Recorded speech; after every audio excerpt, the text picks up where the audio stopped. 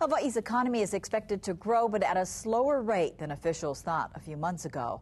The state uses the projections from the Council on Revenues to help determine its budget. And today, even though the council predicted the state's economy would grow by 14.5% this fiscal year, that still translates to $120 million less in revenue. KITV4's Jill Kuramoto explains what that means to those who determine the state budget.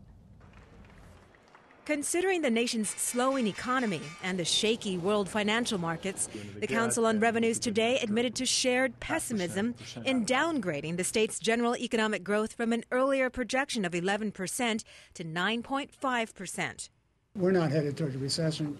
We're doing better than the mainland, but it isn't a robust recovery.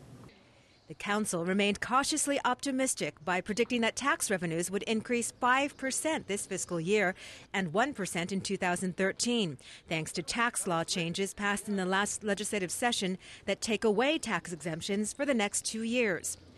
But right now, the council says there will be about $120 million less coming into the state this fiscal year. They're a lot more conservative about that number of additional revenue that the legislature is banking on, and as a result, the legislature may have to rethink their strategy.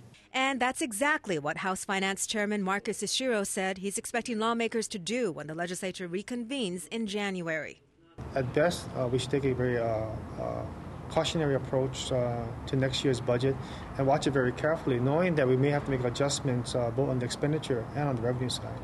The question remains where those adjustments will come from, with operations already at a bare minimum and not much left in the hurricane relief and rainy day funds. And with an election year looming, no one wants to discuss tax increases. Jill Kuramoto, KITV4 News.